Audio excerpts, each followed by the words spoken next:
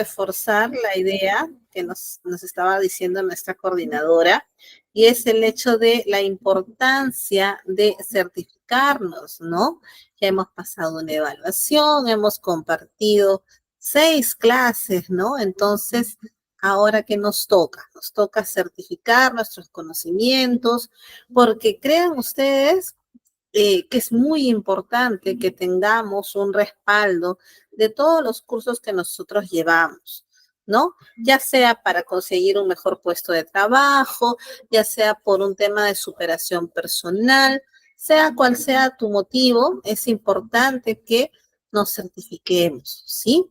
Entonces, vamos a iniciar con la sesión.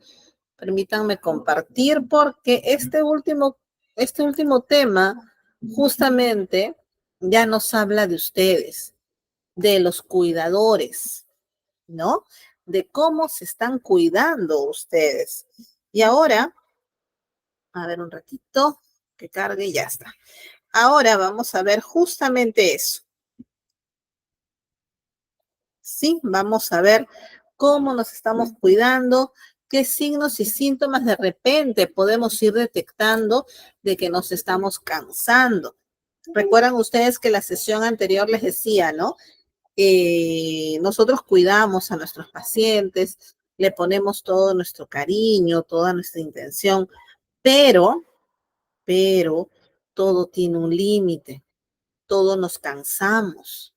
Y si llegamos a ese cansancio extremo, ¿qué es lo que va a pasar? Probablemente nos enfermemos, estemos totalmente agotados mentalmente, físicamente, y eso es lo que nosotros queremos evitar. Entonces, ¿qué es lo que vamos a ver el día de hoy? Tal como lo ven ahí, estrategias para cuidadores. ¿Ok? Por favor, les pido en este último tema, con mucha más razón, su participación, ya que al final les voy a compartir una escala que nos va a ayudar a detectar si es que estamos nosotros cansados, si es que realmente ya estamos con altos niveles de estrés, ¿ok? Y esa escala tiene una gran ventaja, que esa escala se la pueden aplicar ustedes mismos. No es necesario que te la aplique un personal de salud, ¿ya? Entonces, ahora se las voy a explicar. Muy bien, vamos entonces con la parte introductoria. A medida que la población envejece, más personas se dedican a cuidar a otras personas. Aproximadamente 1 de cada 3 adultos es un cuidador informal o familiar. Lo que les decía, ¿no? A veces nos toca cuidar al abuelito, pues no, a la abuelita. Y quizás nadie ha estudiado para ello, ¿no? Nosotros lo cuidamos, bueno, pues porque le tenemos cariño y consideración, pero ¿quién nos enseñó técnicas específicas para poder cuidarlo? ¿Quién nos explicó cómo era trabajar con un adulto? Más aún en el caso de lo que hemos estado desarrollando, ¿no? Que nuestros adultos mayores pues presentan diferentes tipos de demencias, ¿no? Entonces es difícil. Mire, un cuidador es cualquier persona que ayuda a otra que lo necesita. Una persona necesitada puede ser un cónyuge o una pareja enferma, un hijo con una discapacidad o un amigo o un pariente anciano. Entonces, miren ustedes, generalmente este rol, ojo, generalmente este rol lo asume una mujer. Les digo generalmente porque como ustedes ya sabrán, estos conceptos pues han ido cambiando. Ya no es como antes. Ahora, tanto hombres como mujeres estamos inmersos en el cuidado de la familia, ¿ya? Pero socialmente todavía seguimos viendo que hay más cantidad de personas, de mujeres que cuidan que de varones. Ahora, ¿qué pasa con estos cuidadores? Los cuidadores declaran niveles de estrés más elevados que las personas que no cuidan. Es importante por eso que los cuidadores sepan que ellos también necesitan ayuda y apoyo. ¿Ya? Entonces, vamos a ver. Acá les puse un título que nos debe dejar pensando. Y es que cuidar a personas enfermas es gratificante, pero estresante. Profesora, ¿en qué sentido? ¿Cómo usted nos puede decir que es estresante si de repente la persona a la que estoy cuidando es mi papá, es mi mamá, es un abuelo? ¿Cómo puede decirme usted que es estresante? ¿Cómo se puede calificar de esa manera? Lo que pasa es lo siguiente, y eso lo vamos a ver ahora. Muchas veces, el hecho de cuidar a una persona hace que nos descuidemos nosotros, hace que descuidemos nuestra vida personal, nuestra vida en pareja, nuestra vida social. Y al verse afectados todos estos componentes, definitivamente va a haber un impacto en nuestra salud mental. Definitivamente. Y por eso les puse justamente esa imagen, ¿no? Los dos extremos, tanto un adulto mayor como un niño. Les pregunto, para las que son mamitas acá en mi grupo, todas evidentemente quieren, adoran, aman a sus hijos. Pero dime, ¿tu hijito no te ha hecho alguna travesura en la cual por dentro decías, quiero matar a este niño porque te tuve, ¿no? Y es que eso no quiere decir que lo odies, eso no quiere decir que haya algo malo en contra de él, que te arrepientas inclusive de que esté en tu vida. Lo que pasa es que nos cansamos, definitivamente. Y cuidar a un adulto mayor es casi o más estresante que cuidar a un niñito. ¿Sí? Entonces, mira, cuidar de alguien que puede tener muchas recompensas. Para la mayoría de los cuidadores, cuidar de un ser querido les hace sentir bien y puede fortalecer la relación. Eso es lo que normalmente sentimos en el aspecto positivo, ¿no? Me hace sentir bien ayudarlo, yo quiero que se recupere, yo quiero que se sienta mejor, muy aparte de que hay una relación más estrecha entre el cuidador y el paciente, ¿no? Hay más complicidad inclusive al momento de relatarle de repente si tiene alguna enfermedad, si tiene alguna dolencia. Recuerda que los adultos mayores en general no se quejan. Ellos no se quejan de sus dolores, de sus malestares.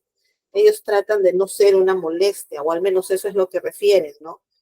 Yo no te digo porque no quiero que te canses, porque no quiero que te molestes. Entonces, con los cuidadores sí hay esa confianza. Se ha visto que entre ellos hay una relación mucho más estrecha, ¿sí? Pero, aquí viene el pero las exigencias del cuidado también causan estrés emocional y físico. Es habitual sentirse enojado, frustrado, agotado o triste. También es habitual sentirse solo. Y vamos acá con algo que quizás es tu situación, o bueno, ustedes me dirán si de repente no, quizás no es lo que a ustedes les pasa. ¿Qué es lo que sucede? Normalmente cuando una persona se hace cargo del papá o del abuelo, del tío, ¿sí? Generalmente a él le cargan toda la responsabilidad. Es como que él es el único familiar de este paciente. Entonces, si se ensució, tú tienes que lavar. Si se cayó, es tu culpa. Vienen inclusive te llaman la atención. Si se enfermó, ¿por qué no lo cuidaste? ¿No? Si por ahí se te olvidó entre tantas cosas, una cita médica, pasó algo, te quedaste dormido por último, estás cansado, es tu culpa. Entonces, esta persona que cuida realmente llega a sentirse solo, porque toda la carga se va contra él. Y no es así. Se supone que debemos contar con el apoyo de la familia, y que si bien es cierto, tú estás cuidando, pero no es tu responsabilidad entera al 100%, ¿correcto? Entonces, a ver, coméntenme, ¿les sucede algo similar a ustedes? ¿Es una realidad que quizás no se ajusta a la suya? Yo les comento esto porque con las personas que he podido trabajar en algún momento que cuidan pacientes, siempre refieren eso, ¿no?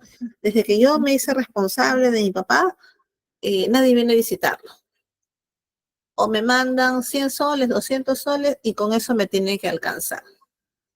Si es que se enfermó, si es que sucedió algo, es mi culpa, ¿no? Entonces eso genera frustración, porque tú estás haciendo todo lo que puedes, pero hay que reconocer pues que en el adulto mayor su estado de salud es cambiante.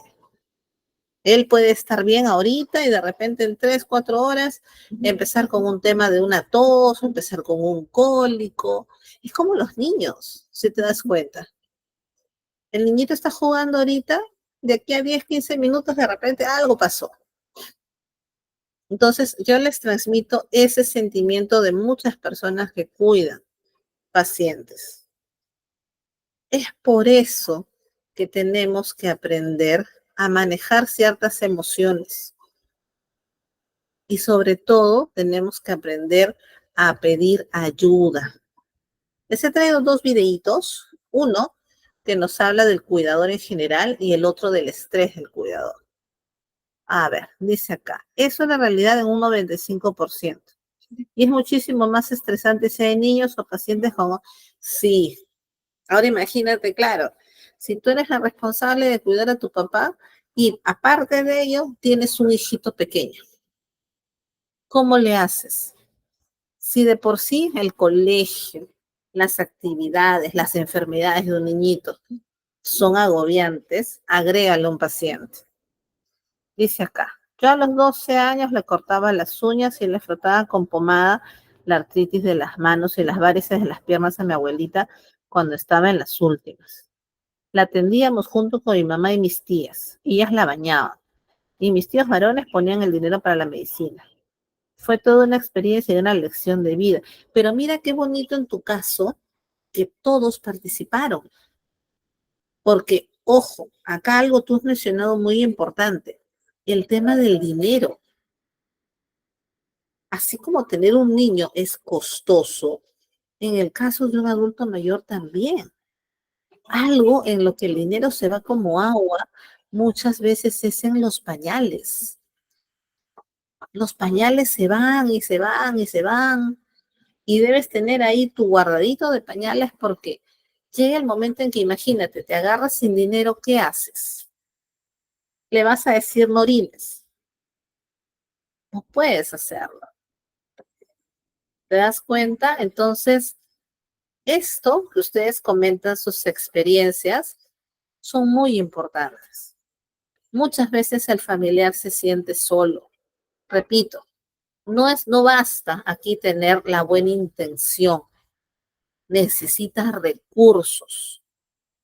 ¿Qué pasa si este adulto mayor empieza a escaldarse, ¿no? De repente se empieza a hacer alguna heridita en la zona del pañal.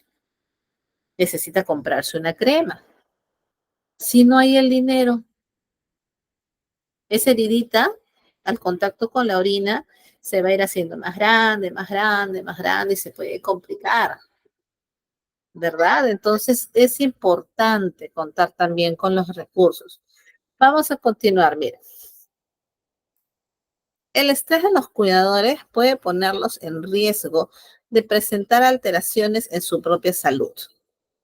Entre los factores que pueden aumentar el estrés de los cuidadores se incluyen. A ver, antes de leer los factores, acá hay un casito más. Dice, una de mis hermanas está al cuidado de mis padres y ella se queja de mis otros hermanos, solamente van a lo mucho 10 minutos y se van porque tienen cosas que hacer. Sí, pues, ¿no? Y lo peor de todo, no sé si será el caso de repente, Angélica, pero en esos 10 minutos que vienen, se quejan. Ay, mira cómo la tienes. Ay, está sucia. Ay, mira, ya se vomitó. Esas uñas están largas, no las has visto, ¿no? Entonces, en vez de venir y apoyar esos 10 minutitos, son críticas tras críticas tras críticas. Y el cuidador pues se estresa. Dice acá, hay que tener cuidado y cambiarlos de posición en la cama, porque si no le salen ya, claro. Ahora imagínate, si mi papá, vamos a suponer que es mi paciente, es un señor de 1,80 m, pesa 100 kilos, y yo soy toda chiquitita, peso 40, 50 kilos, es todo un problema trasladarlo, ¿verdad?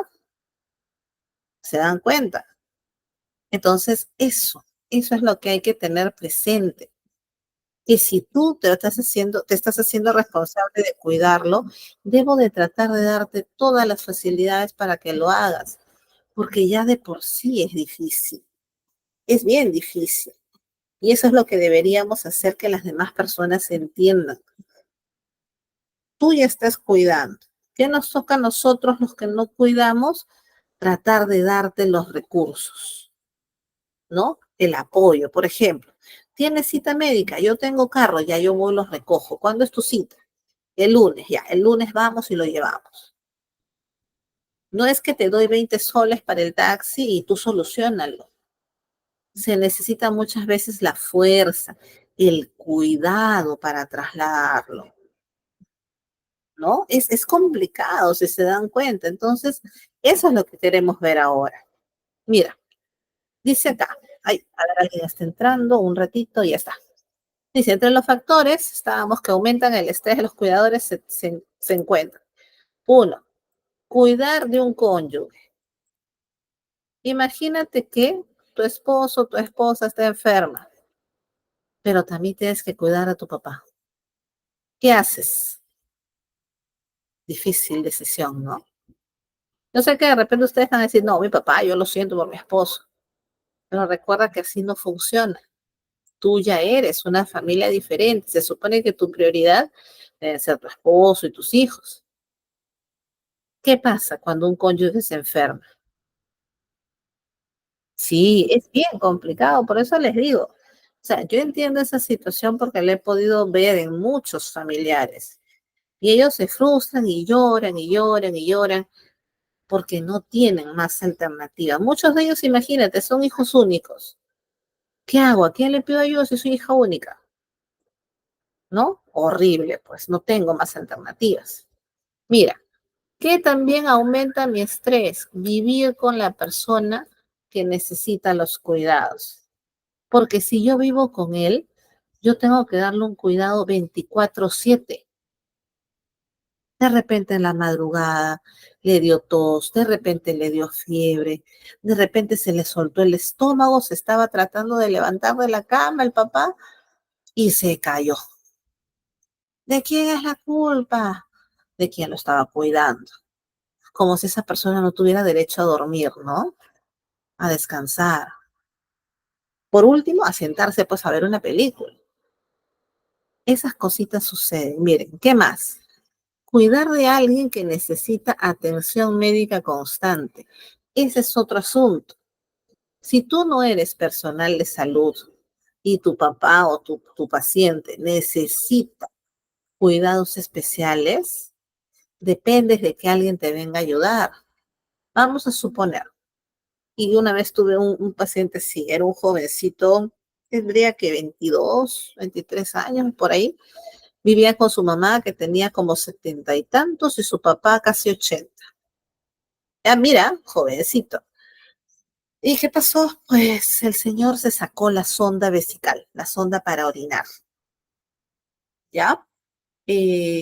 La señora que dormía con su esposo se dio cuenta, se levantó como loca, empezó a gritar y le pasó la voz a él.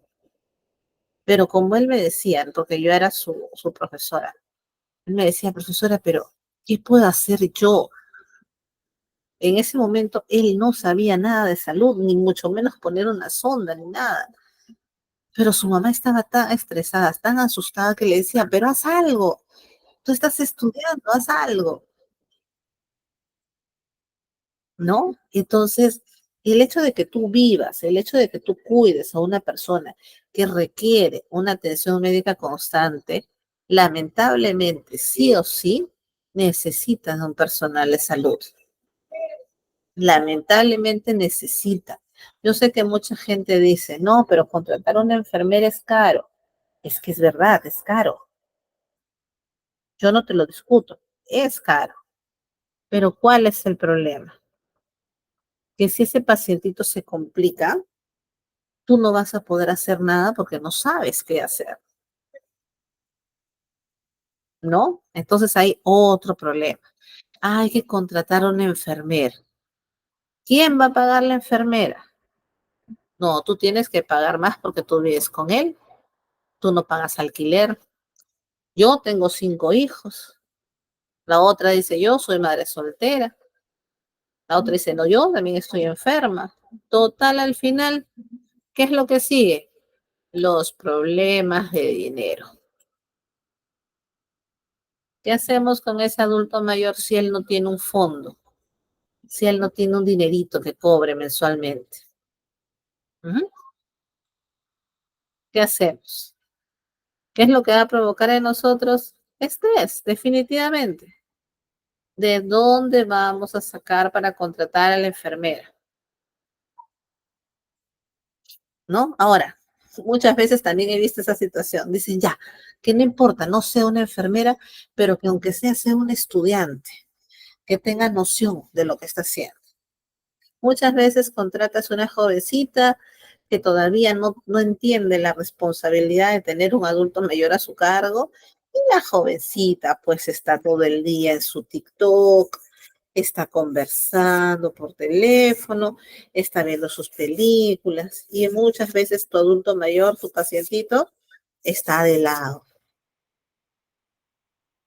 ¿Sí o no? Sucede. Entonces, a veces, como dice ese dicho, ¿no? Lo barato sale caro. Miren ustedes todos los problemas que se están destapando aquí. ¿Qué más? Recibir muy poca orientación por parte de los profesionales de atención médica. Esa es otra realidad. Ahora, cuando tú vas al médico, el médico te dice, ya señora, mire, va a tomar esta pastilla cada 8 horas, la de la presión cada 12 horas, la de la diabetes lo va a hacer así, así, así, listo. Tiene su cita de acá a 3 meses. Si algo no entendiste, tu problema. ¿Quién te va a despejar las dudas? ¿Quién te explica?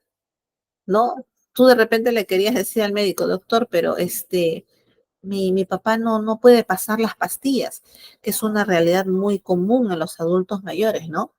Tienen dificultad para pasar las pastillas grandes. Entonces, tú le querías contar, ¿no, doctor? Mire, papá tiene problemas para pasar la pastilla, ¿usted cree que de repente la pueda partir en dos o que puedas molerla, ¿no?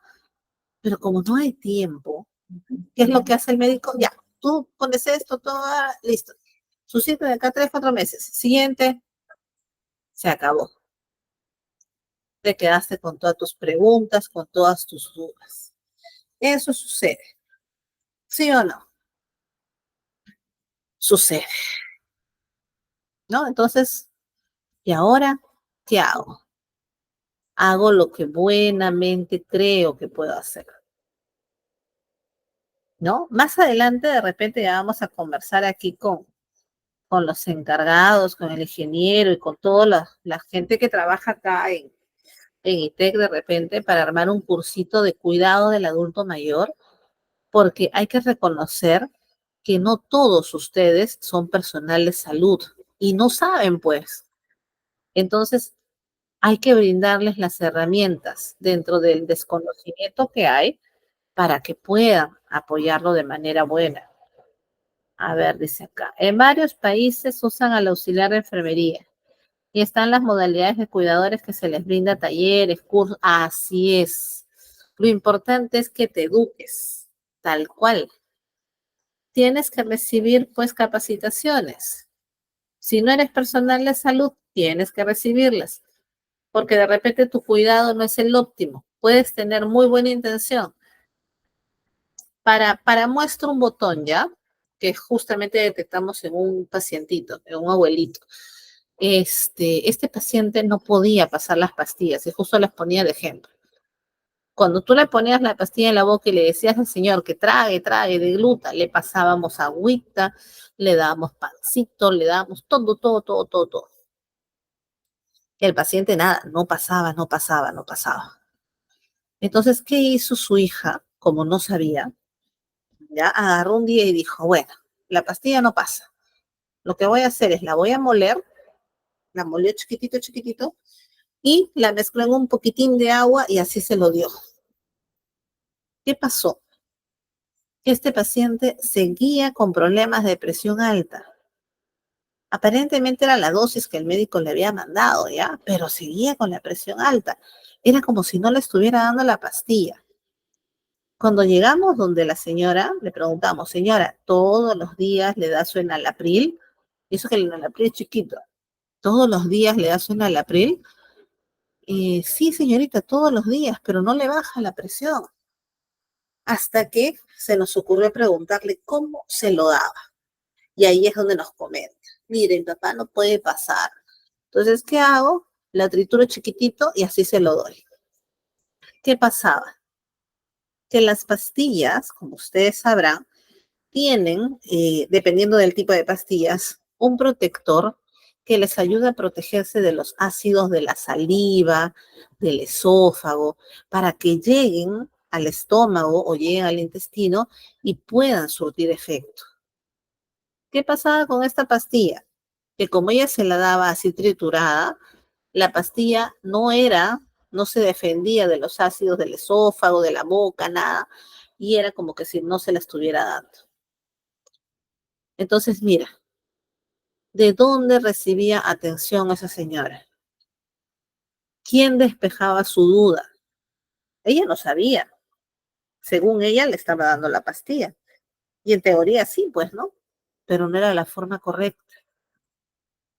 Esas cositas pueden suceder, así es. Otro punto importante, no tener elección a la hora de ser cuidador. Les ponía el caso hace ratito. Cuando soy hija única, no tengo de otra. O cuando de repente los dos somos pareja, no tuvimos hijos, no tenemos familia. Me toca cuidar a mi esposo o me toca cuidar a mi esposa, ¿no? No tenemos a nadie más. Y por último, no tener buena capacidad para afrontar una situación difícil ni resolver problemas. ¿A qué se refiere con esto? Cuando ya la persona tiene ya un tema propio, un tema de estrés propio, ya de problemas personales, los hijos, la familia, el dinero, y que encima asuma la responsabilidad de cuidar al adulto mayor, no va a poder. Sí, ya hay un nivel de tolerancia, pero cero. Entonces, aquí tenemos los principales signos de estrés del cuidador. ¿Ya? Veamos. Sentirse agobiado o preocupado todo el tiempo, sentirte cansado a menudo, dormir mucho o poco, ganar o perder peso con facilidad, enojarte o irritarte fácilmente, tener falta de interés por actividades que antes te gustaban, sentirte triste todo el tiempo, tener dolor de cabeza frecuente u otros dolores o problemas de salud en general, abuso de alcohol, drogas o incluso de medicamentos.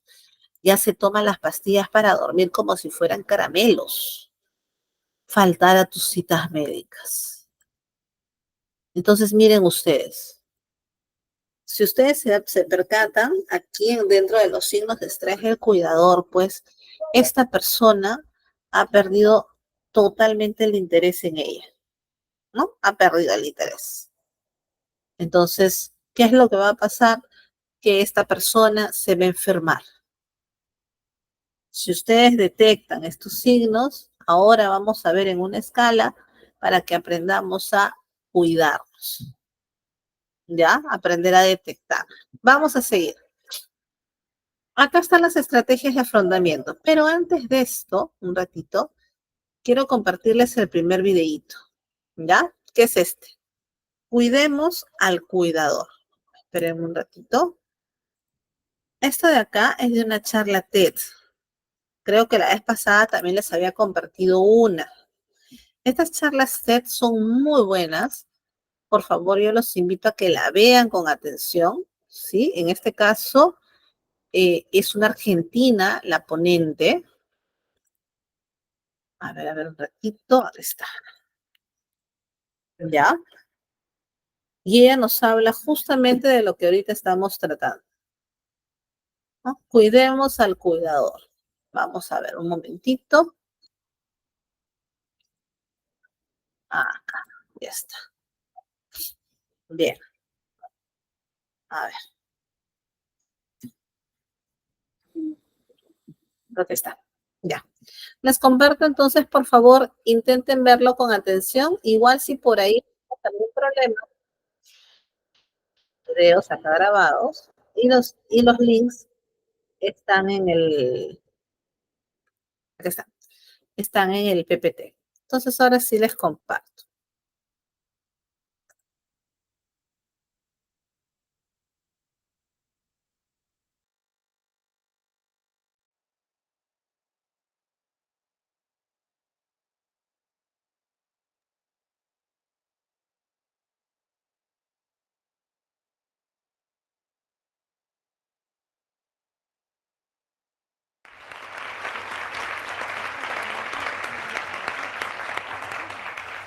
Soy médica geriatra por el gran amor a mis abuelos y mi abuela padecía la enfermedad de Alzheimer.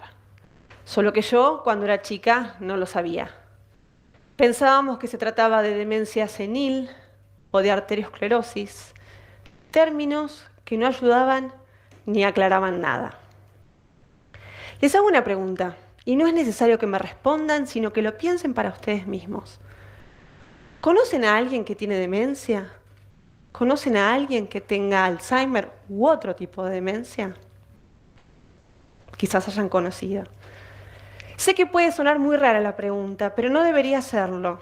¿Y saben por qué? Es muy frecuente esta enfermedad. Tanto es así que 1 de cada 10 personas de 60 años la padece y casi 1 millón de argentinos está afectado por esta enfermedad.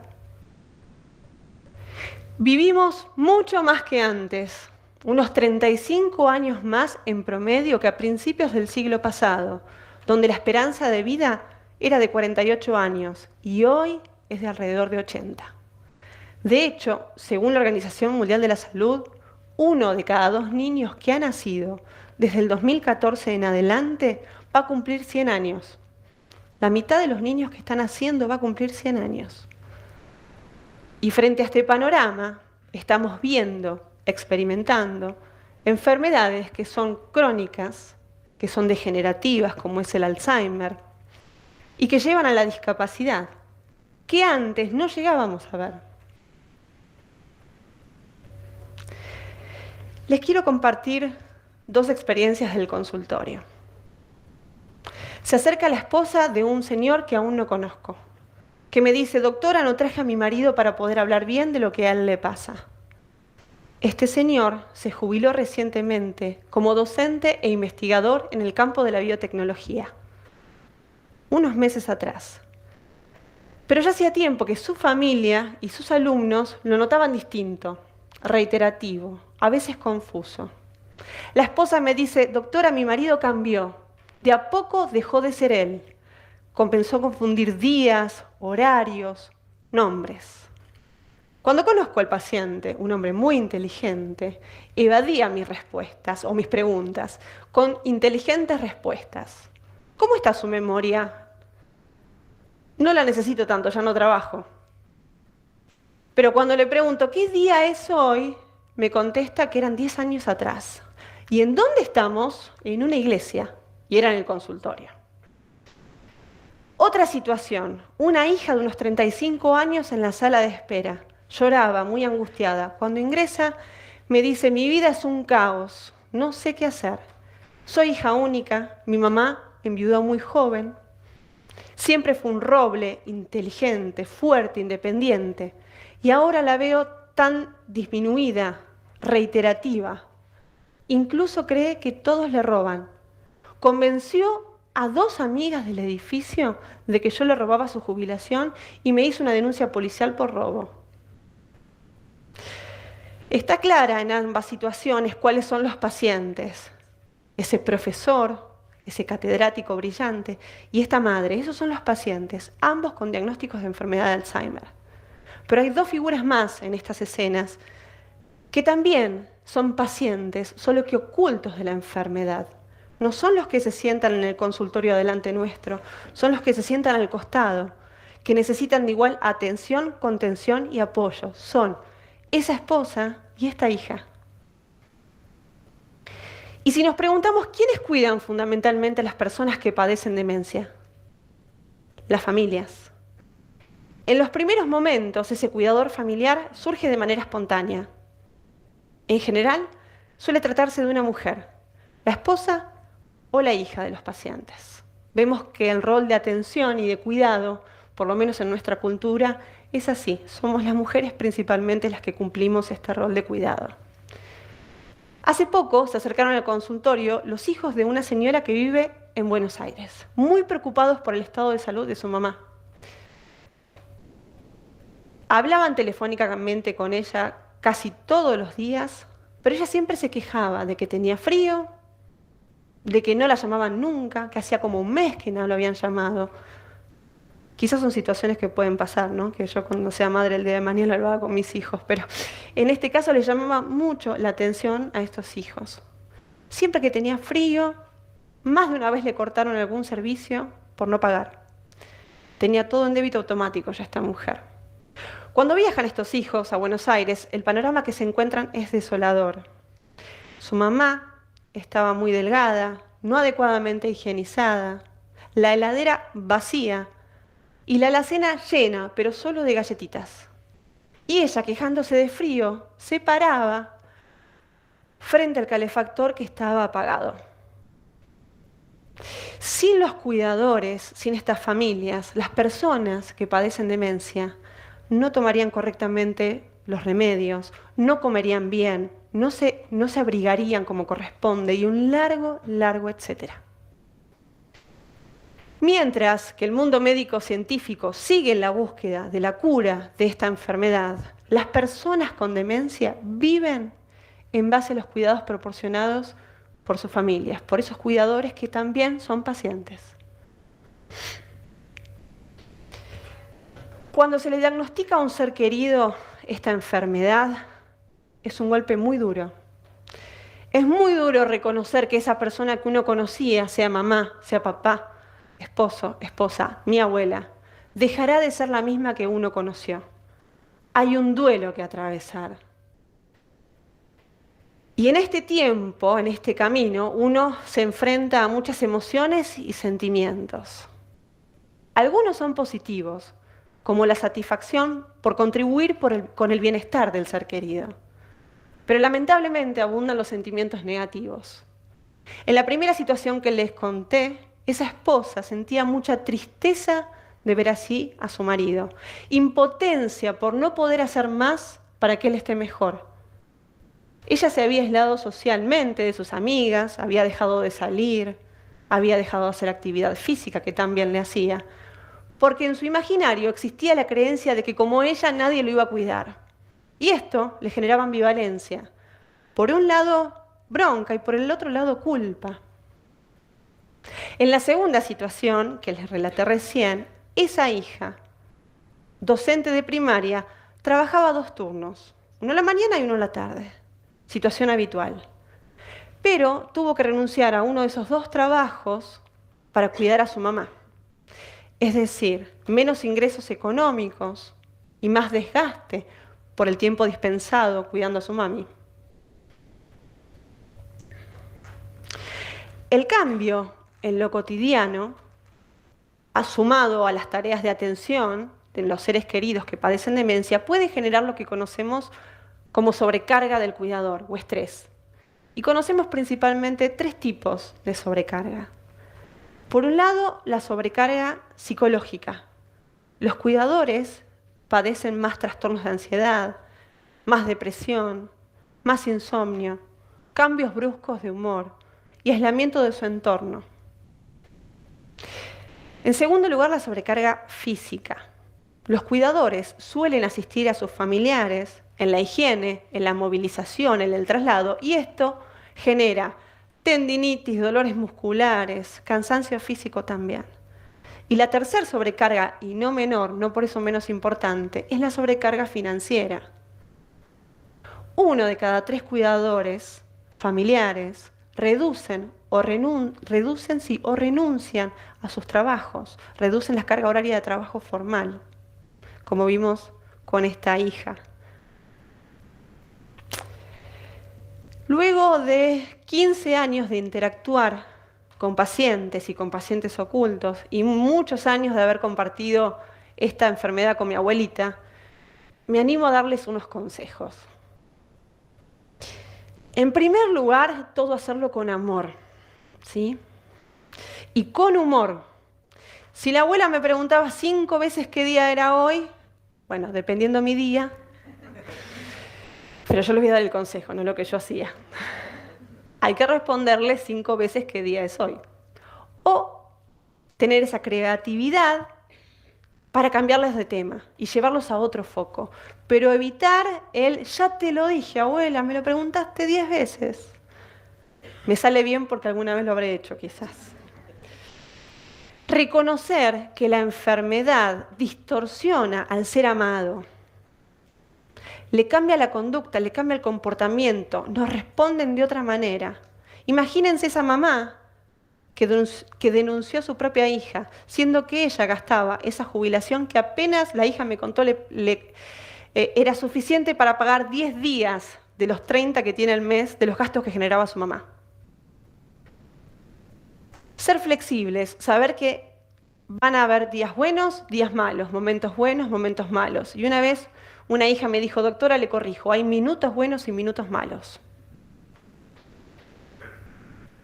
Pedir ayuda, pedir y aceptar ayuda.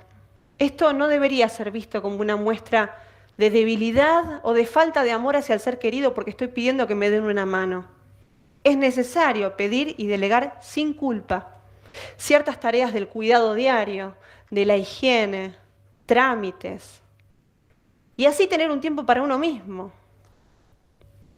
para volver a ese hobby que ha sido relegado, para tomar un café con unos amigos, o les voy a decir algo frívolo, pero que las cuidadoras también lo necesitan, ir a la peluquería. Uno necesita un tiempo para uno mismo, tiene que estar bien para poder cuidar bien. Buscar redes de contención, de formación, de apoyo. En esos lugares uno tiende a aprender mucho de lo que le puede dar a alguien que dé una charla, de profesionales de la salud, pero principalmente de otras personas que atraviesan por la misma situación. Esos consejos son muy valiosos. Esto disminuye la sobrecarga. Cuantas más herramientas tiene uno, menor es la sobrecarga, menor es la angustia. Y vigilar la propia salud del cuidador. Más de una vez le tomé la presión arterial al hijo de una paciente que me lo pidió. Porque me dijo, doctora, hace un mes que no tengo tiempo de ir al médico a buscar la receta, así que no sé cómo andaré de la presión arterial. Obviamente hipertenso, ¿no? U otra situación que la hija me diga de la paciente frente a mi lectura de sus análisis, los de mamá están mucho mejor que los míos, yo ya no tengo tiempo de cuidarme. Los cuidadores tienen que cuidarse para cuidar. Y nosotros como sociedad, como médicos, no podemos mirar a la demencia solo desde el paciente, porque sus familiares, porque sus seres queridos también sufren, también son pacientes, son los que ocultos de la enfermedad. Los cuidadores tienen que cuidarse para cuidar. Y se los voy a decir 3 veces. Los cuidadores tienen que cuidarse para cuidar. Los cuidadores tienen que cuidarse para cuidar. Les comparto un proverbio. Si quieres ir rápido, ve solo. Pero Si quiere llegar lejos, mejor ve acompañado. Muchas gracias.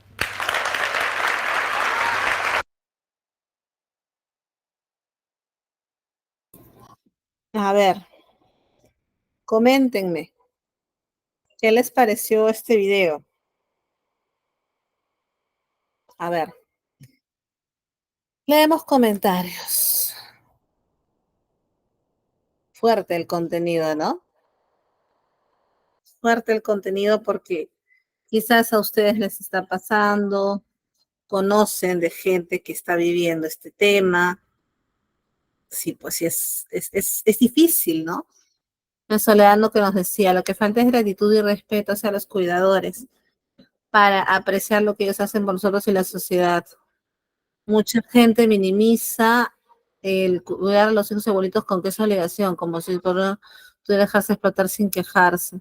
Hay que darles a los cuidadores el espacio y el tiempo que necesitan para ellos mismos y que se merecen.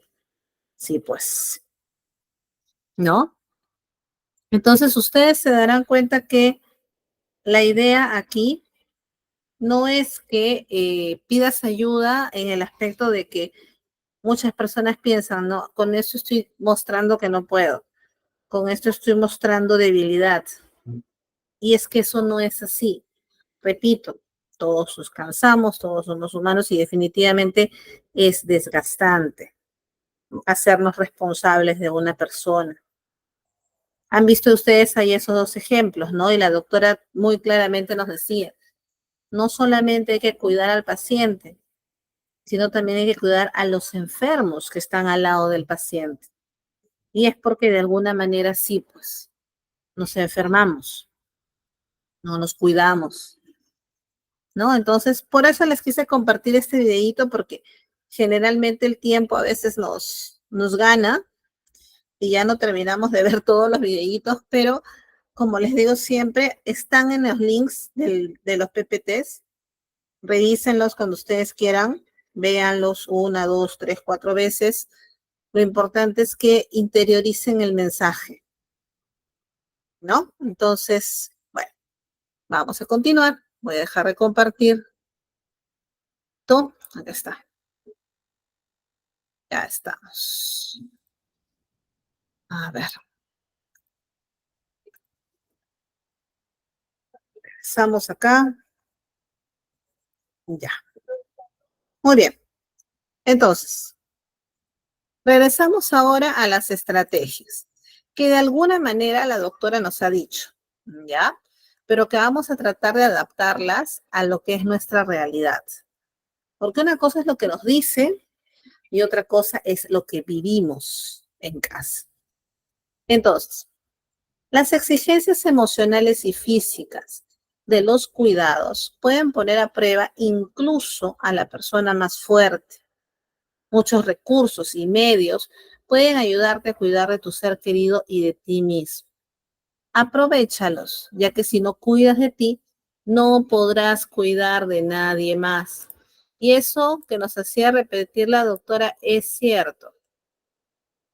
Si tú no estás bien físicamente, mentalmente, no vas a poder, ¿no? Imagínate, en el caso del paciente este que estaba con la presión alta, ¿qué pasa si de repente, llevando a su mamá al médico o sacándola a pasear al parque, ¿no? Por la presión alta, este paciente le daba, no sé, pues un derrame cerebral, un ACV. A ver, imagínate, le daba un infarto. ¿Qué hacemos ahí? ¿Mm? Entonces es importante también cuidarnos, ¿ya? Para ello, acá tenemos algunas alternativas. Espero que las puedan aplicar dentro de lo posible, ¿ya? Yo siempre he sido de la idea de que los consejos son buenos en la medida en que no se tornen invasivos, ¿no? Es como cuando, por ejemplo, tenemos un familiar que tiene una adicción, vamos a suponer, y le dices, oye, pero ya no tomes, oye, pero ya no hagas, y él sigue, sigue, sigue. Entonces sientes que tus consejos pues se fueron en tacho roto. Aquí yo también quisiera que ustedes Más que seguir el consejo al pie de la letra, intenten comprenderlo, interiorícenlo y ya ustedes vean si hoy, mañana, en una semana, en un mes, en un año, aplican lo que estamos haciendo. La decisión es solo de ustedes. Son ustedes los que viven esa realidad y obviamente pues hay que respetarla. Miren, dice acá, pide ayuda y acéptala. Haz una lista de las formas en que los demás pueden ayudarte. Luego, deja que elijan cómo ayudar. Algunas ideas son dar paseos, alguien se puede encargar de llevársela a pasear. Otra, cocinar. Otra, las citas médicas. Entonces, hagamos una lista. Mensualmente, ¿qué se necesita? ¿Ya? Y deja que el resto intente hacerlo. Yo sé que aquí de repente muchas de ustedes van a decir, pero es que cuando la llevan a la cita no le preguntan al médico, o se van y no recogen las medicinas, o cuando cocinan, no tienen cuidado y le echan mucha sal. Yo sé que nadie va a hacer las cosas mejor que tú. Y eso es verdad. Solo tú sabes hacer las cosas a tu manera. Pero recuerda que así como tú fuiste aprendiendo de a poquitos, las demás personas también pueden aprender. Explícale. Mira, te vas a ir con el médico, ¿ya? Y tienes que preguntarle cada cuántas horas, tienes que bajar a la farmacia y preguntar por los medicamentos, fíjate si te los dan o se tienen que comprar afuera, ¿no? Entonces, tienes que orientarlo, pero la otra persona es la que lo tiene que hacer. Si no, al final, ¿qué es lo que va a pasar? Tú eres la única que se va a encargar de todo. Tienes que dejar que vivan la experiencia. Nadie experimenta el cerebro ajeno, eso es clarísimo. Tienen que aprender de lo que sucede. ¿No? Se olvidaron de pedir los medicamentos. ¿Y ahora cómo hacemos? Bueno, pues habrá que comprarlos. Créeme que la primera vez que pongan dinero para comprar los medicamentos, se van a acordar la siguiente vez de pedirlos. Así funcionamos. Tenemos que experiencias. ¿Ya? Entonces, intentemos pedir ayuda. No pretendas hacer todo sola, no vas a poder. ¿Ya? Vamos acá. Concéntrate en lo que puedes hacer. A veces, quizás sientas que no haces lo suficiente, pero nadie es un cuidador perfecto. Cree que lo que estás haciendo, cree que estás haciendo lo mejor posible. ¿Ya? No se sientan frustradas. Por ejemplo, uno de los retos más grandes que tiene el cuidador es evitar que le salgan heriditas en el cuerpo a un pacientito postrado. Porque ya sabemos que el paciente postrado, pues, por su misma condición, no puede movilizarse, ¿no? Y obviamente, pues, tiene más riesgo de que le aparezcan las úlceras, las heridas. Entonces, tú tratas de cambiarlo cada 2 horas, cada 3 horas, tratas de mantenerlo limpio, tratas de mantener todo correcto, pero por ahí quizás una sábana se quedó mal doblada. Hizo presión contra una parte de la piel, resultado, herida. Esas son cosas que pueden suceder. Hay que reconocer que nosotros estamos haciendo lo mejor que podemos. No hay más. No podemos tener 50 ojos, hay que ser conscientes también de nuestras debilidades, no podemos hacer más. ¿Correcto? Entonces, eso. Cree que lo estás haciendo lo mejor que puedes. ¿Sí? Intentemos dejar un poquito de lado la frustración. Siguiente. Fíjate metas. Ay Dios, a ver. Me cuesta imaginar que esta generación de nacidos, luego del 2000, sean cuidadores. Ay Dios.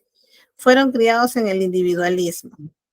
Yo no tengo hijos y sé que me tocará cuidar de mi papá y repartirme con mis dos hermanas, pero la juventud de ahora quiere evitar cualquier compromiso. Sí, suena fuerte de repente, Carolina, pero es verdad.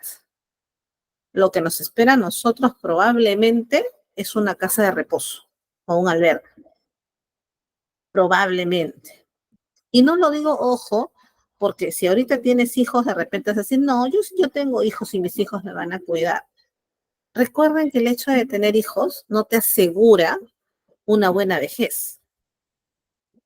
Hay algo muy importante que nos dice ella, que están criados en el individualismo y es verdad. Ellos están en sus cosas, metidos en su mundo, en su crecimiento personal, profesional, qué sé yo, y no van a tener tiempo ni ganas. Entonces, al existir la oferta de los albergues, ¿no? Y asegurarse de que estamos bien, pues ese va a ser el futuro. Recuerden que el tema de la unión familiar o la familia como núcleo de la sociedad, de alguna manera se ha ido perdiendo. Ya la familia no tiene la importancia que tenía hace 20, 30 años atrás. Ahora no. Entonces, pues, es difícil, ¿no? Soledad dice, si no tengo hijos, al menos cuido de mis papis. Si no tengo más responsabilidad. Pero Soledad, ¿no tienes hijos porque tú no quieres o porque estás evitando la responsabilidad? Eso también pensemos, ¿ah? Les digo porque me ha tocado verlo, ¿no? Una joven que me decía, ¿no? Uf, menos mal que no tengo hijos, porque si no, no podría con mis papás. Sus papás fallecieron, ella ya tenía casi 40 y le fue muy difícil embarazarse, muy, muy difícil. Entonces le preguntábamos, ¿no? Pero tú decías que menos mal que no tienes hijos. Es que en ese momento no me daba cuenta. Y dejé que los años pasaran y me quedé cuidando a mis papás y no pensé en mí. Entonces también piénsenlo ustedes. Realmente no tienen hijos porque no quieren o porque no pueden por la responsabilidad que tienen encima. Si es porque no quieren, excelente. Eso es decisión de cada uno y bien. Pero si es porque no puedes, es difícil, en verdad. Es bien difícil. Por miedo a la verdad. Es que sí, hay miedo, de hecho, a la maternidad, porque tú ves tantas cosas y te pones a preguntar, ¿realmente seré una buena madre? Dice acá Angélica, yo no tengo hijos, pero porque no he querido. Muy bien, Angélica, si tú no quieres, bien por ti. Todo está correcto. Por eso les digo, si ustedes deciden por ustedes no tenerlos y crecer profesionalmente, personalmente, viajar por el mundo, hacer lo que tú quieras, eso está bien. Pero si no lo haces porque tienes una carga familiar encima, eso está mal, porque estás dejando de lado tu vida. Y eso es peligroso, porque los años, señoritas, vuelan y la calidad de nuestros óvulos cada día es menor. Entonces piénsenlo, siéntense y piénsenlo y convérsenlo bien con ustedes mismas. De verdad. Créanme que nadie nace sabiendo. La maternidad definitivamente es una experiencia que todas aprenden en el camino. Y pues unas la hacen mejor que otras, pero así es, así somos. Entonces, piensen, de verdad. A lo mejor hacer voluntariado para hacer algo útil por la sociedad. Ya, está bien. Si ustedes quieren hacer eso, es correcto. O sea, todo lo que ustedes decidan está bien, pero que sea porque ustedes lo decidan y no porque no tengan alternativa. Ya, yo soy de esas personas que creen que todo lo que tú hagas está bien. ¿Quieres agarrar y hacer puenting y tirarte ahí de un puente en una soga? Bien por ti. pero no lo hagas por otra razón. Bien, vamos acá con esto. Mira, esto también es importante, ¿ya? Fíjense metas que puedan alcanzar. Dice acá, divide las tareas grandes en pasos más pequeños para que los puedas realizar de uno en uno. Haz listas de lo más importante y sigue una rutina diaria. Dile no, y esto es importante, aprendan a decir no a las peticiones que te resulten agotadoras, como por ejemplo, ser anfitrión de comidas en un día festivo u otras ocasiones. Imagínate, tras que cuidas a tu paciente, que te digan, ya pues, no sé, Carmencita, tú que cocinas rico, va a ser el cumpleaños del hijito, prepárate una comidita. Intenta decir que no. Cuida tus tiempos. Si tú quieres hacerlo por ti y no te va a generar estrés, hazlo. Pero si luego vas a estar negando, ay, encima tengo que ir a cocinar, ya te orinaste, ya te golpeaste, mira qué es esto, qué es lo otro. Si vas a estar en ese plan, no lo hagas. Definitivamente. Definitivamente no. Entonces, intentemos hacer las cosas de a poquitos. Por ejemplo, bañar a un paciente adulto mayor es difícil. Si yo soy chiquita y flaquita, es difícil. Entonces ya, planifico. El día lunes le lavo su cabello, la cara, el cuello. El día martes de repente los bracitos, el tórax. El miércoles las piernas, ¿no? Y así, voy dividiendo las tareas. Porque no puedo hacer más por el tema del peso de repente, ¿no? El tema de la ropa también, lavar frazadas, colchas, es desgastante. Ver el tema de los pañales, ¿no? Entonces intentemos fijarnos metas que se puedan alcanzar. ¿Qué más? Mantente en contacto, dice acá. Infórmate sobre los recursos asistenciales de tu zona. Quizás haya clases a las que puedas apuntarte, así como aquí. Yo creo que este curso ha sido de mucho provecho en lo que respecta a conocer sobre las demencias, el Alzheimer y cómo cuidar de nuestro adulto mayor, ¿no? Cómo cuidar su mente, cómo tratar de sacarlo adelante. Y si ustedes se dan cuenta, pues este curso es gratuito. Así como este curso, hay muchos cursos gratuitos sobre cosas que te pueden interesar mucho. Infórmense, busquen, ¿no? Busquen lo mejor. Es posible que encuentres servicios también de cuidados como paseos, reparto de comida, limpieza del hogar. También esa es una labor bien ardua. Si de repente te pueden ayudar entre la familia, contratar a una persona que vea lo del tema de la limpieza de la casa, excelente. Limpiar la casa es desgastante, es cansado. Agrégale a eso, ¿no? La responsabilidad de cuidar al paciente adulto mayor. Uy, se te va el día. Como decía la doctora, ¿no? Hasta ir a la peluquería es un lujo, porque ¿cuántas horas te demoras haciéndote el pelo? Que el corte, que el tinte, que el lavado, que el tratamiento. Cuando tú cuidas a alguien, no tienes tiempo de nada de eso. Sigamos.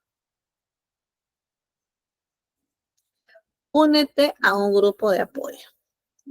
Las personas de los grupos de apoyo saben a lo que te enfrentas. Pueden animarte y ayudarte a resolver problemas. Un grupo de apoyo también puede ser un lugar donde puedes hacer nuevos amigos. Ahora con esto del WhatsApp, el Telegram, el Instagram, es más fácil que puedas hacer contacto con grupos para que se puedan entre ustedes dar consejos, apoyarse, ¿no? Hay grupos en Telegram, he podido observar, que hablan sobre el cuidado del adulto mayor. Traten de agregarse, traten de ver opciones, ¿sí? Haz un grupo de amigas, por último, donde todas tienen más o menos la misma situación, porque todas tienen la misma edad. Es importante también esto, ¿sí? Consulta al profesional de atención médica. Importante, ponte las vacunas que necesites. ¿Alguien les ha hablado de la importancia de las vacunas? Recuerdo que en el grupo me habían puesto de ejemplo un paciente que tenía insuficiencia renal. Recuerdo clarísimo, no sé quién era de ustedes. Recuerden que un paciente con insuficiencia renal le hacen diálisis o a veces inclusive le transfunden sangre. ¿Sabías tú que a través de la sangre, ¿no? Puedes contraer alguna enfermedad? La hepatitis B, el VIH. ¿Se han vacunado ustedes contra la hepatitis B? Si es que cuidan sus pacientitos adultos mayores. Se han vacunado contra la influenza, que es una enfermedad común en los adultos mayores. La antitetánica. Intenten hacerse exámenes periódicos. Hay que decirle al médico de que tú eres su cuidador para ver si de repente te da alguna opción, alguna alternativa para que te cuides en especial. ¿Ya? Algunas veces el paciente tiene cáncer. La radiación, los medicamentos quimioterápicos, todos esos están en contacto contigo. ¿Quién ve que no vaya a ser citotóxico para ti? Y bien, vamos con el segundo video, ¿ya? Este es el video del cuidador, que ya lo vimos. Y vamos con el segundo video para ver la escala de Sarit, ¿ya? Que es la escala que ustedes van a aplicarse para ver si es que tienen el estrés de cuidador. Entonces, voy a compartirles el videíto. Si por ahí tienen alguna pregunta mientras me la dicen. A ver, a ver. Este video es un poquito antiguo, ¿ya? Es un video extraído de un programa que teníamos acá, que era Doctor TV. De repente lo recuerdan. ¿Ya? A ver, espérense un ratito. Aquí está. De repente lo recordarán. Vamos acá. Acá está. Les comparto.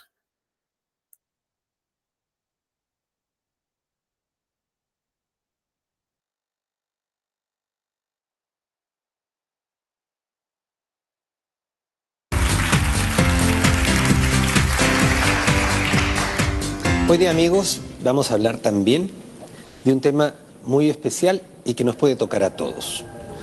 En principio, el estrés. Pero no solamente el estrés de las personas como nosotros, porque ya hemos dicho antes, el estrés es una respuesta fisiológica, refleja a las necesidades del medio. Pero hay personas que sufren más estrés que otras, básicamente por su labor diaria. Para conversar esto tenemos un gran amigo, compañero de universidad, don José Francisco Parodi, médico geriatra de Bandung University.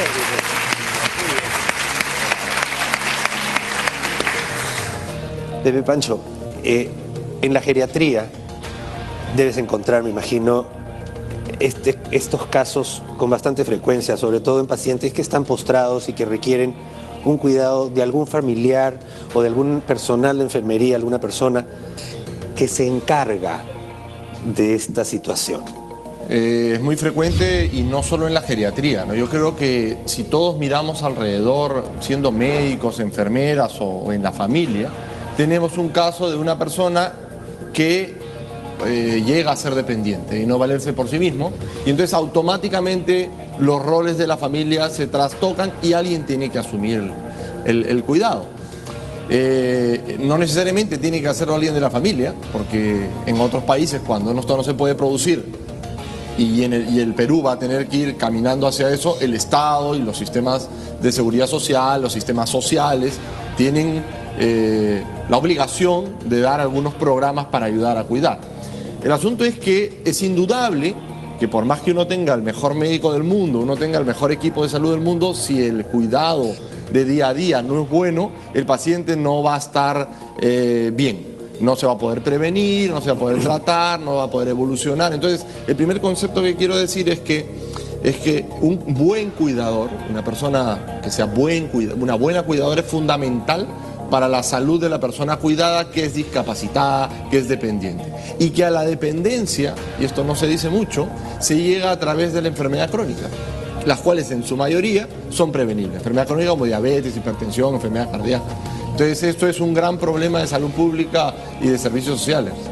Totalmente de acuerdo, y además, como tú dices, es muchísimo más frecuente de lo que la gente piensa.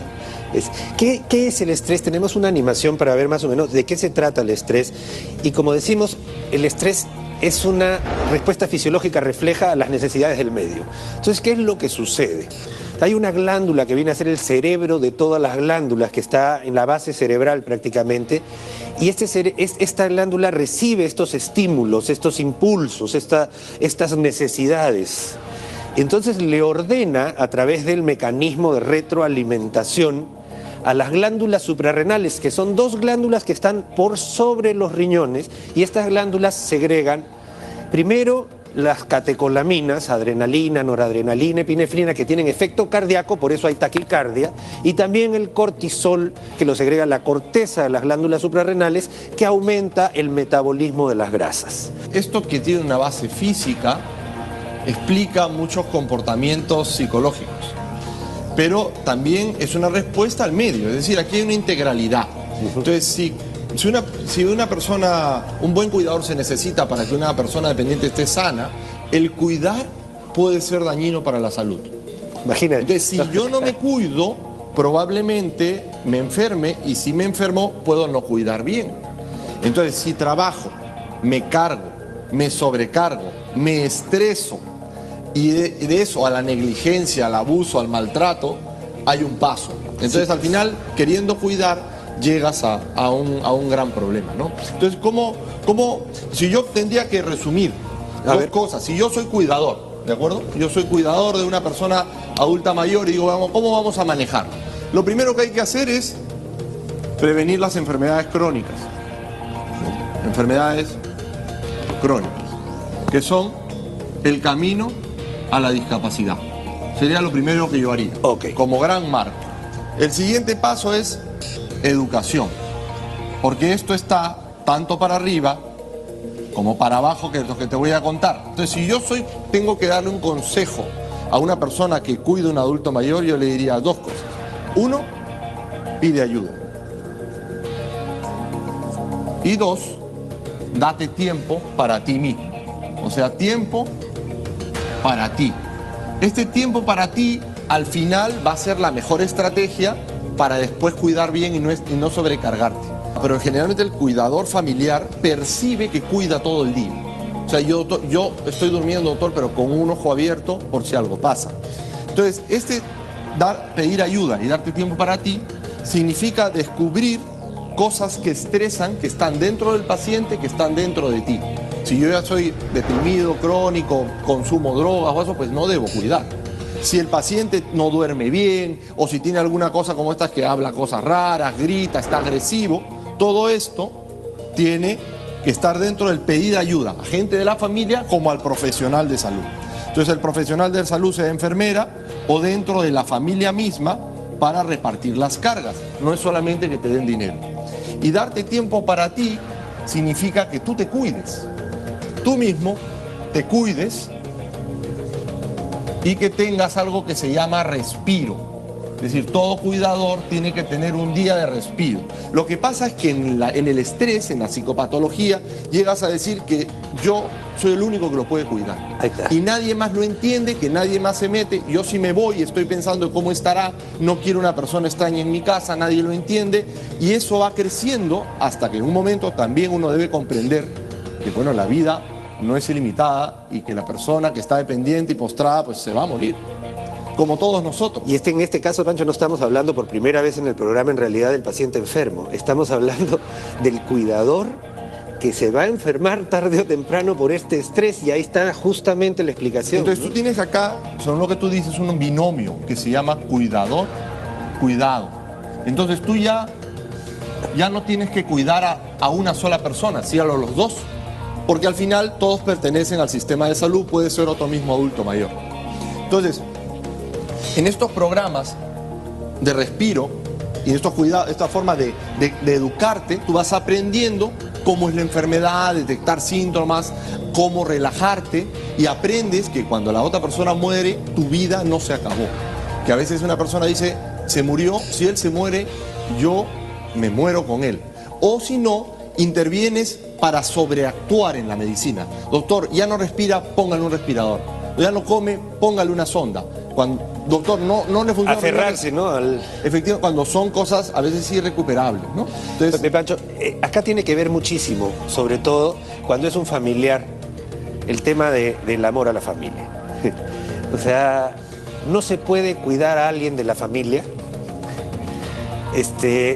sin esa sensación de entrega, de dar todo tu cariño a la persona que está enferma, porque si no, no lo vas a hacer bien. O sea, lo primero creo que hay que ahí tener un vínculo con el paciente enfermo que va a hacer que tú quites de tu tiempo para dárselo a la otra persona. Habitualmente cuando converso con la gente le digo, mira, ¿tú qué quisieras si tú estuvieras en el lugar de tu papá en este momento para tomar una decisión? Y tú que lo conoces más, ¿cómo harías? Entonces yo les digo habitualmente, si tú tuvieras que decidir qué quisieras que hagan, pide ayuda. Busca en la familia, no se peleen. Generalmente la familia discute mucho ahí. En esa situación se discute mucho y creo que no hay que esperar hasta el final. Es decir, no hay que esperar a que la persona esté totalmente dependiente. Las cosas tienen que ir poniéndose con tiempo. Gerenciar una enfermedad. O varias. Yo pondría gerenciarle la salud, porque tú mismo vas a gerenciar tu salud y son varias cosas que te van a ir quitando la capacidad de valerte por sí mismo. Y cuando se trastocan los roles familiares es cuando, y hay problemas, es cuando la familia tiene que unirse, y en eso los profesionales de la salud, los programas de televisión que se dedican a eso, en general tienen que dar buenos ejemplos y tienen que mandar el mensaje que cuidar puede ser dañino. Si yo me enfermo física o psicológicamente, no voy a poder cuidar bien. Y al final a veces el cuidador se muere antes que el cuidado, o terminan dos enfermos en casa con mayor carga para la familia. Entonces todo esto tiene un abordaje. Yo les recomiendo, busquen, hay escalas que uno puede autoadministrar, la gente que cuida a personas mayores, por ejemplo la escala de Sarit, busquen en el internet, autoaplíquensela, vean el puntaje, llévensela a su profesional de salud, pidan ayuda y dense tiempo para si una vez por semana, 2 veces por semana, descansen. Sienten que ese día es su día de descanso, vayan a rezar, estudien, leen sobre las enfermedades. Yo creo que eso va a ayudarnos mucho a nosotros. Pancho, has dado el mensaje final perfecto a los cuidadores. Te agradezco muchísimo nuevamente.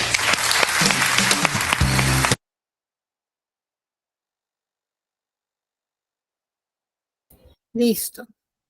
A ver, ¿alguna pregunta? ¿Cómo lo ven?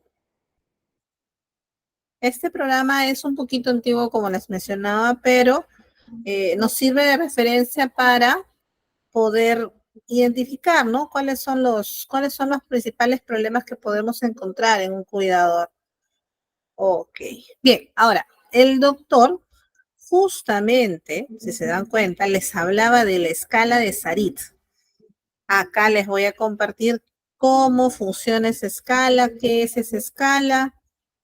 Acá está. Dice acá, a veces también no confiamos en los cuidadores varones por desconfianza de que abusen de niños o ancianitas.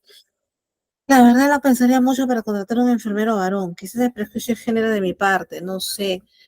Es que en verdad la sociedad ahorita está, disculpen de repente la expresión, no es la correcta, pero está tan enferma que no nos permite tener la confianza de contratar a alguien y tener la confianza, ¿no? Es muy difícil, en verdad.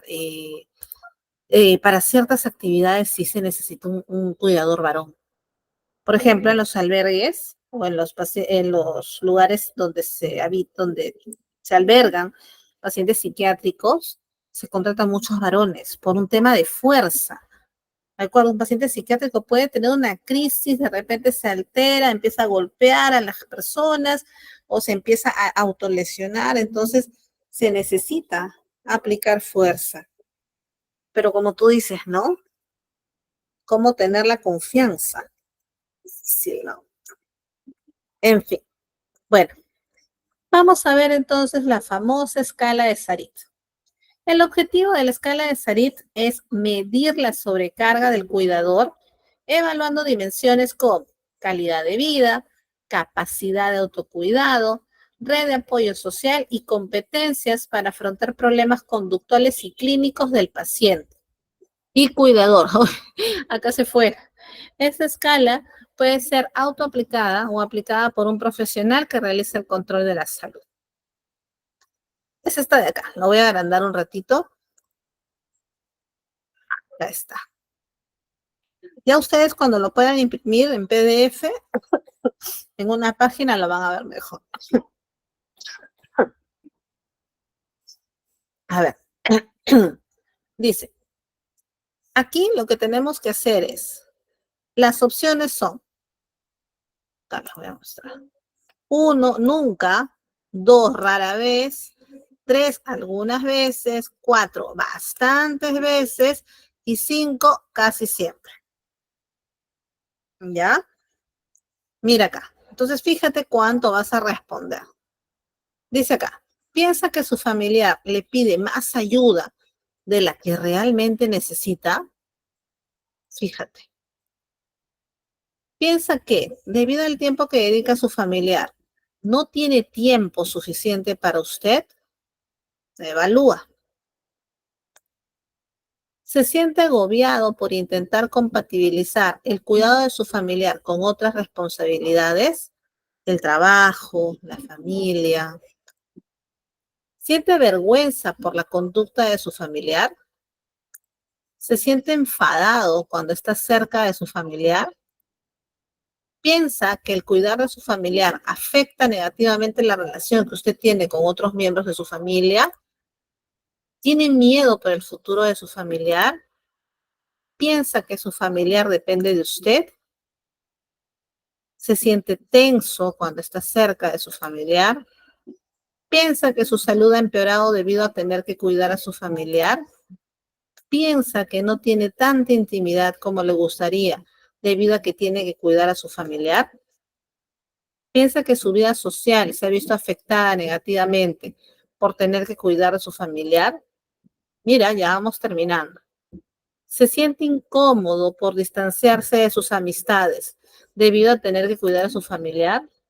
Piensa que su familiar le considera a usted la única persona que lo puede cuidar. Piensa que no tiene suficientes ingresos económicos para los gastos de cuidar a su familiar, además de sus otros gastos. Piensa que no será capaz de cuidar a su familiar por mucho más tiempo. Se siente que ha perdido el control de su vida desde que comenzó la enfermedad de su familiar. ¿Desearía poder dejar el cuidado de su familiar a otra persona? ¿Se siente indeciso sobre qué hacer con su familiar? ¿Piensa que debería hacer más por su familiar? ¿Piensa que podría cuidar mejor a su familiar? Globalmente, ¿qué grado de carga experimenta por el hecho de cuidar a su familiar? Todas estas preguntas, yo los invito a que ustedes las respondan ya en la intimidad de su hogar, a solas, evidentemente, y con total sinceridad. Ahí abajo están las alternativas. Todo esto te va a salir un resultado. Y mira, acá está. ¿Qué significa tu resultado? Si te sale menos o igual a 46, no hay sobrecarga. Si te sale de 47 a 55, hay una sobrecarga ligera. Y si tienes más de 56, hay una sobrecarga intensa. Entonces, sería bueno, ¿no? Sería bueno evaluarnos, averiguar qué está pasando con nosotros para poder así brindar un mejor cuidado a nuestro paciente o a nuestro familiar. Recuerda algo que les decía la doctora, ¿no? Tienes que cuidar primero de ti para poder cuidar de los demás. Si tú no te sientes bien, si tú no estás bien, no vas a poder hacerlo como de repente quisieras. Vas a tener muchas limitaciones. Y eso al final te va a generar molestia, frustración, desgano. Y no queremos eso. La idea del curso de bienestar mental que hemos terminado el día de hoy era que conozcan ustedes más acerca del funcionamiento de la mente de nuestros adultos mayores, qué enfermedades probablemente son las que vamos a ver en ellos o ya las que están viendo de repente ustedes, conocer un poquito más de esas enfermedades, conocer cómo evaluarlas, si es que no tienes acceso en este momento a un personal de salud que te pueda ayudar. Pero en esta última parte, lo más importante eres tú. ¿Cómo estás tú con el cuidado de tu familia? ¿Cómo te sientes? ¿Cómo está la carga? Que también es importante. Entonces, señores, con esto hemos finalizado nuestro curso, ¿ya? En un minuto le voy a dar pase a nuestra coordinadora para que les termine de dar las indicaciones finales, pero sí, gracias, Elisaida, por tus comentarios. En verdad, es un curso muy bonito y como ustedes se dan cuenta, a veces nos queda un poquito corto el tiempo, pero he tratado de ponerles en el material toda la información que ustedes puedan necesitar en términos sencillos para que ustedes los entiendan, porque yo sé que no todos son personal de salud, pero igual estoy segura de que los han logrado comprender. También los invito a que realicen su examen, ¿sí? Tramiten su certificado. Es importante que ustedes se regalen la satisfacción de haber aprendido algo y haberlo hecho bien. Ah, la flor amarilla. Hoy hemos estado todos con el tema de la flor amarilla. Que tu flor amarilla sea este certificado, regálate tu constancia y sobre todo piensen mucho en ustedes. Como les digo, si ustedes no están bien, no van a poder brindarle lo mejor a sus familiares o a sus pacientes. Y eso es lo que nosotros queremos, que tanto ellos como ustedes se encuentren bien. Sí, muchísimas gracias por haber compartido estas 2 semanas. Para mí ha sido un gusto conocerlos. Han sido un grupo excelente. Espero de repente poder encontrarlos en un curso más adelante. Bueno, creo que nada más que decirles, ¿no? Nuevamente, muchísimas gracias y le doy pase a nuestra coordinadora para que les termine de dar las indicaciones o los detalles acerca de su certificación. ¿Sí? Muchísimas gracias por todo. Un gusto haberlos conocido.